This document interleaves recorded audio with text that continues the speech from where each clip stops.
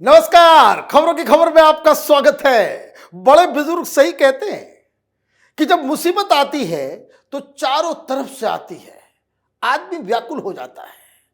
उद्धव ठाकरे की मुसीबत चारों तरफ से आ रही है। कल फैसला आया, फैसले के बाद अब खबर ये आ रही है कि इंडी गठबंधन में अब लोग फोन कर करके कह रहे हैं कि शिवसेना का तो पत्ता कटा। ये जो इतना दम्भ और अहंकार के साथ संजय राउत के कह रहे थे कि हम सबसे बड़ी पार्टी हैं, बिग ब्रदर हैं, और महाराष्ट्र में 48 में से 23 सीट का डिमांड कर रहे थे, अब कांग्रेस पार्टी ने शिवसेना को कहा है थोड़ा टोन डाउन करो, सीटों की संख्या कम करो। बिग ब्रदर दरअसल अब कांग्रेस पार्टी है महाराष्ट्र के अंदर। और ये झटका इसलिए लगा क्योंकि झटके पे झटके, वो कहे मुसीबत।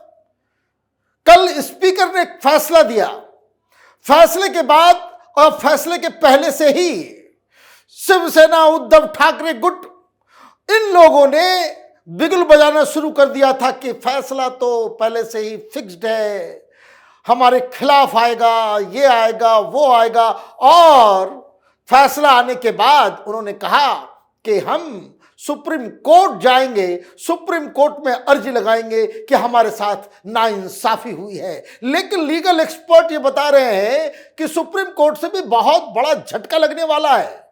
सुप्रीम कोर्ट इस फैसले के ऊपर कोई फैसला नहीं करने जा रही है। मतलब उद्धव ठाकरे ना घर के रहेंगे ना घाट के रहेंगे। पार्टी का नाम शिंदे लेके चले गए, पार्टी का सिंबल शिंदे लेके चले गए, इज्जत प्रतिष्ठा वो सब भी गई।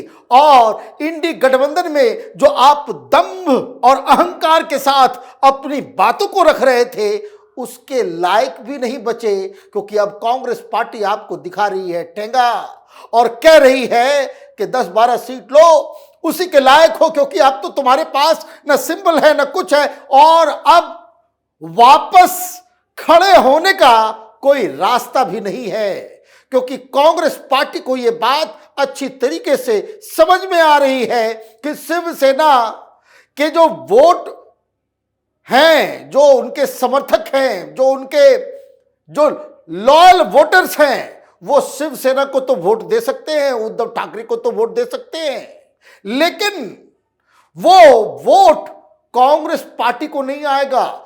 जितना ज्यादा सीट शिवसेना लड़ेगी वहां शिवसेना का तो कंपटीशन बीजेपी से होगा। पता नहीं शिवसैनिक कितने उद्धव ठाकरे के साथ रहेंगे, लेकिन शिवसैनिक एनसीपी और कांग्रेस पार्टी को वोट नहीं करेंगे।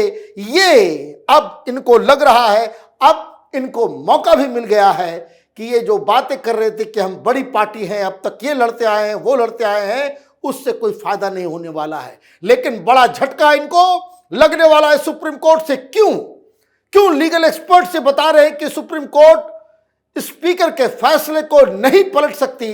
क्योंकि पिछली बार जो सुप्रीम कोर्ट ने फैसला दिया उसमें चीफ जस्टिस ऑफ इंडिया ने क्या कहा, उसी से आपको सारी बातें समझ में आ जाएगी।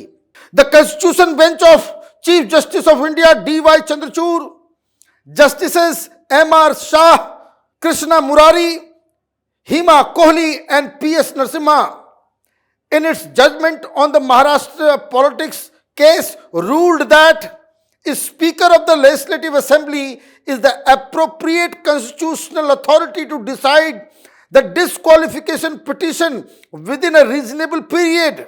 It thereafter ordered the Speaker to decide on the matter by December 31st, after allegations were made before the top court that speaker had been delaying the proceedings. साफ सुप्रीम कोर्ट ने पहले ही कह दिया कि कौन विधायक डिस्क्वालीफाई होगा, कौन सांसद डिस्क्वालीफाई होगा, वो फैसला कोर्ट के हाथ में नहीं है। उसके लिए संविधान में अलग कॉन्स्टिट्यूशनल अथॉरिटी व्यवस्था बना करके रखा जा चुका है और ये स्पीकर तय करेंगे। और स्पीकर का फैसला आ गया। स्पीकर का फैसला बिल्कुल क्रिस्टल क्लियर, साफ है। पूरी कहानी इनकी चल रही थी कि हमने विप दिया, सुरेश प्रभु के विप को इन लोगों ने निरादर किया, मीटिंग में बुलाया गया था, मीटिंग में ये लोग आए नहीं, इसलिए डिस्क्वालीफाई कर दो इनको। तो नार्वेकर साहब ने अपने जजमेंट में क्या लिखा, क्या कहा? जो स्पीकर हैं महाराष्ट्र के असेंबली के, उन्होंने साफ साफ लिख के बताया, Shinde faction had an overwhelming majority of 37 of 55 MLAs when rival faction emerged.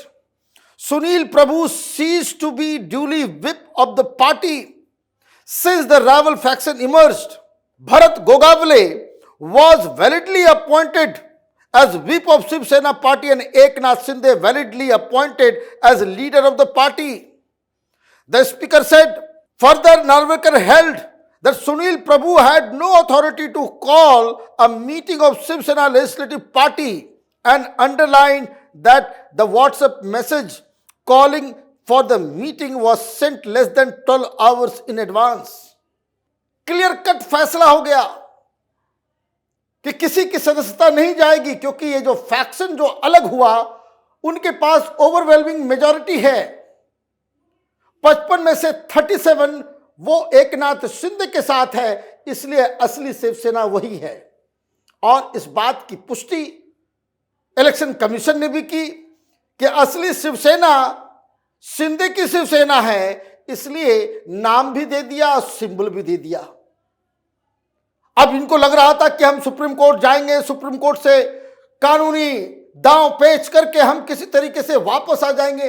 दिक्कत क्या है, उद्धव ठाकरे को लग रहा है कि वो हिंदू हृदय सम्राट बाला साहब ठाकरे के सुपुत्र हैं, तो वो पारिवारिक विरासत के साथ साथ वो राजनीतिक विरासत के भी हकदार हैं। ऐसा होता नहीं है। परिवारवाद के ऊपर गहरा चोट कल लगा है, और ये चोट हर राज्य में हर पारिवारिक पार्टियों के ऊपर लगना जरूरी है। और इनको लग रहा था भाई हमने व्हाट्सएप मैसेज कर दिया, उसके बारे में डिटेल में नार्वेकर साहब ने अपने जजमेंट में कहा, a perusal of the WhatsApp message show that the said message was sent on 12:31 AM for a meeting scheduled on 12:30 PM. None of the Shinde faction members were ever served the notice of the meeting. Their disqualification submission is liable to be rejected. The petitioner case that they are liable to be disqualified must be rejected, he said. Further, the speaker ruled that not attending party meetings and voicing differences of opinion outside the House of Legislature are matters of party. Non-attendance cannot be treated as conducting attracting disqualification. It was underlined, such conduct can at the most be termed as act of dissent within the party, and it would be protected by freedom of speech and expression. क्या कहा, और कोई भी आदमी समझ जाएगा किस दलील में कोई दम नहीं है।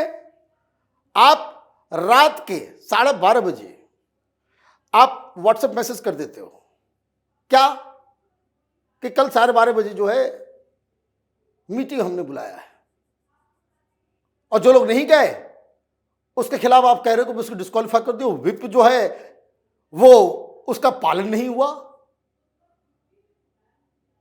तो नार्वेकर साहब कह रहे हैं कि भाई पार्टी की मीटिंग बाहर, असेंबली के बाहर आपने मीटिंग बुलाई, 12 घंटे का भी टाइम नहीं दिया, और जो लोग नहीं आए तो उसको कम से कम नोटिस भी तो आप देते, उनको एक्सप्लेन करने का मौका भी तो देते। शो कॉज नोटिस जाता, उनसे पूछता तो भाई क्यों नहीं आए, क्या नहीं आए। सीधे आप कह रहे हो कि भाई मीटिंग हमने बुलाया, वो नहीं आए, डिस्क्वालीफाई कर दो। और ये पार्टी के अंदर की बात है, और उसका असेंबली की सदस्यता से कोई लेना देना नहीं है। डिस्क्वालिफिकेशन कब होता है कि विप ने एक ऑर्डर दिया कि फला मुद्दे पे इस तरीके से हमें वोट करना है, पार्टी की स्टैंड, पार्टी की लाइन ये है, और अगर कोई सदस्य उससे अलग जाता है तब उसको डिस्क्वालीफाई किया जा सकता है। आपने अपने घर में मीटिंग बुलाई, अपने दफ्तर में मीटिंग बुलाई, कोई आया कोई नहीं आया, ऐसे में तो सारे लोग, कई सारे लोग जो है वो तो राहुल गांधी सबसे पहले डिस्क्वालीफाई हो जाए। कांग्रेस पार्टी की मीटिंग में वो आते नहीं है। इस तरीके से इस तरह के कानून का इस्तेमाल किया जाएगा। तो क्लियर कट दो बातें कही गई जिसकी वजह से उद्धव ठाकरे के फेवर में यह फैसला नहीं आया। एक तो मीटिंग की बात हो गई और दूसरा ये सुरेश प्रभु ने जिस अधिकार से मीटिंग बुलाई कि वो चीफ विप है, नार्वेकर साहब कह रहे हैं कि चूंकि मेजॉरिटी शिंदे के पास है तो शिंदे ने जिसे चीफ विप बनाया वही वैलिड है और वही कानून के हिसाब से, स्पीकर के हिसाब से, सदन के कानून के हिसाब से वही शख्स चीफ विप है। तो कहने का मतलब ये कि लीगल ग्राउंड में भी आप ये कह रहे हो, ये जो प्रोपेगेंडा चल रहा है भाई स्पीकर ने बकायदा इसको फिक्स था ये फैसला, ये बेकार की बातें हैं। आप दमनकारी तरीके से पार्टी चलाओगे, वो पार्टी नहीं चलेगी। पार्टी के संविधान के बारे में बहुत सारी बातें कही गई।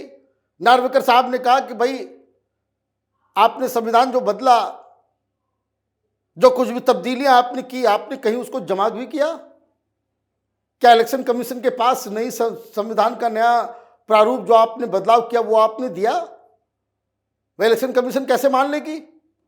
लास्ट बदलाव जो आपने किए वो 1999 में वही दस्तावेज है, वही कागज है जो इलेक्शन कमीशन के पास है। आपको कानून का कोई लेना, आपको कानून के प्रति कोई कमिटमेंट नहीं है। आपको लगता है कि भाई बस भेड़ चाल है, मेरे नाम के पीछे ठाकरे लगा हुआ है, बस हम जो फैसला करते हैं वही सही, बाकी कानून, election commission, supreme court, assembly, speaker, ये सारी बातें गौण। तो ये तो बड़ा झटका स्पीकर ने दिया, लेकिन उसका रेमिफिकेशन पॉलिटिकली क्या हो रहा है? पॉलिटिकली ये हो रहा है कि अब एनसीपी और कांग्रेस पार्टी, इन लोगों ने अपने पोजीशन को टाइट कर लिया। कि अभी तक तो हम लोग सुनते आ रहे थे कि कांग्रेस पार्टी जीत नहीं सकती, कांग्रेस पार्टी में लीडरशिप नहीं है, तरह तरह की बातें इन लोगों की तरफ से कहा जा रहा था। हम सबसे बड़ी पार्टी हैं, बीजेपी के साथ थे, 23 सीट पे लड़ते थे, अब भी 23 सीट पे लड़ रहे हैं, वो हमारा हक है, हमारा अधिकार है, बाकी की सीटों पे कांग्रेस पार्टी जाने, एनसीपी जाने, इस तरह की बातें, फिर वही अहंकार, दम्भ। अब कांग्रेस पार्टी के पास वो चाबुक आ गया है कि भाई आप कौन हो? अब तो शिवसेना का ना आपके पास नाम है ना कुछ है, अब आखिरी उम्मीद भी खत्म हो गई। तो किस बात के लिए आपको 23 सीटें मिली थी? क्योंकि आपके पास शिवसेना का नाम था, बाला साहब ठाकरे का नाम था और बाला साहब की पार्टी का सिंबल था। अब आपके पास न सिंबल है ना आपके पास नाम है, और जो कुछ भी आप चाह रहे थे कि भाई हमारे साथ धोखा हुआ, ये हुआ, वो हुआ, एक सिंपैथी लेने की जो कोशिश कर रहे थे कानून के हिसाब से, वो भी रिजेक्ट हो गया।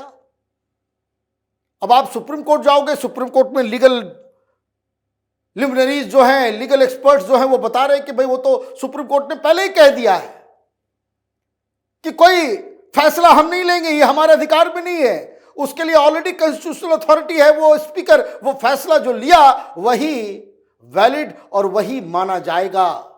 मतलब ये उद्धव ठाकरे को बड़ा महंगा पड़ गया। सत्ता की लालच, चीफ मिनिस्टर बनने की ललक आपने प्रधानमंत्री मोदी के चेहरे को दिखाकर आप सीट जीतते आए और चुनाव के बाद आपने विश्वासघात किया। तो ये तो डिवाइन जस्टिस है। विश्वासघात आप करेंगे, छल करेंगे, धोखा करेंगे, जनता के मैंडेट को निरादर करेंगे, तो फिर यही होगा जो हो रहा है। उद्धव ठाकरे की जो ताकत महाराष्ट्र की राजनीति में, वो एक साइड प्लेयर की हो गई है और इसी वजह से कांग्रेस पार्टी ने संदेशा भिजवा दिया है कि सीटें अब जरा कम कर लो। अब 23 सीटें मिलने की कोई संभावना नहीं है। आप देखते रहिए कैपिटल टीवी।